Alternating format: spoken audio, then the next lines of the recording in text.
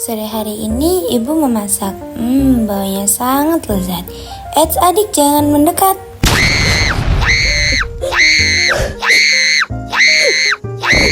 Tapi bagaimana hal tersebut bisa terjadi padahal otak belum memerintahkannya?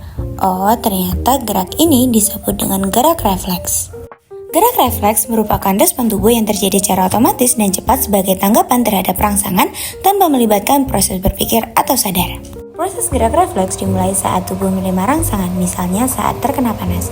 Reseptor meneruskan impuls ke neuron eferen menuju sumsum tulang belakang. Impuls kemudian dikirim melalui neuron eferen ke otot sebagai efektor, sehingga terjadi gerakan spontan, seperti menarik tangan. Nah, ternyata sistem saraf tepi itu dibagi jadi dua, yaitu saraf otonom dan somatik.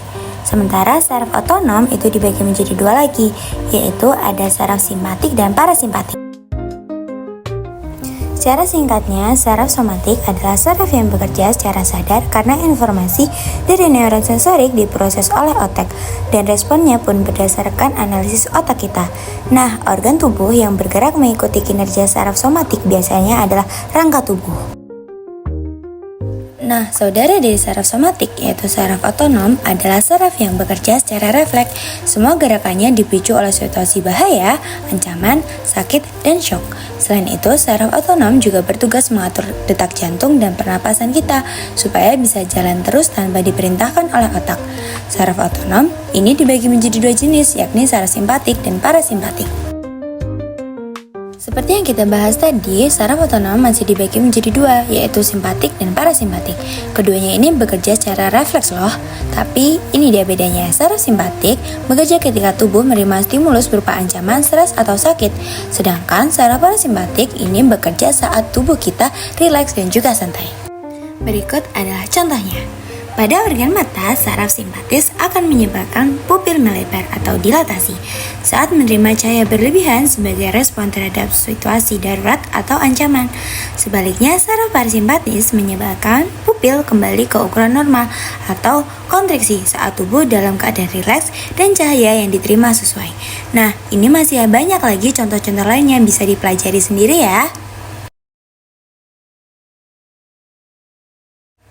Setelah kita memahami soal apa itu gerak refleks, mekanismenya, dan saraf apa yang terlibat, namun ternyata gerak refleks itu sendiri dibagi menjadi dua, yaitu monosinaptik dan juga polisinaptik.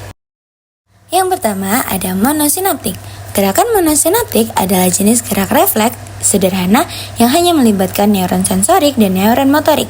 Ketika terjadi rangsangan seperti menyentuh benda panas, reseptor pada kulit mengirim impuls ke neuron sensorik menuju sumsum tulang belakang. Di sana, impuls langsung diteruskan ke neuron motorik tanpa melalui neuron penghubung. Kemudian neuron motorik memerintahkan otot untuk segera menarik tangan dari sumber panas. Yang kedua ada polisinaptik. Gerak refleks polisinaptik melibatkan interneuron di sumsum tulang belakang yang menghubungkan neuron sensorik dan motorik. Saat menerima rangsangan, interneuron memproses dan menyebarkan impuls ke beberapa otot. Contohnya, saat kaki menginjak pecahan kaca, satu kaki terangkat secara refleks, sementara kaki lainnya menahan berat badan agar tubuh tetap seimbang. Walau sederhana dan simpel, tapi fungsi gerak refleks ini sangat penting loh bagi tubuh. Gerakan ini bertujuan untuk melindungi diri kita dari ancaman berupa suhu, goresan benda tajam, debu, atau situasi berbahaya. Bayangkan, misalkan saja tubuh kita tidak memiliki mekanisme gerak refleks, pasti banyak sekali luka dalam tubuh kita. Nah, cukup sampai di sini dulu ya. Terima kasih. Oh ya, masih ada satu video yang membahas terkait struktur saraf. Jangan lupa ditonton ya. Sampai jumpa di video selanjutnya.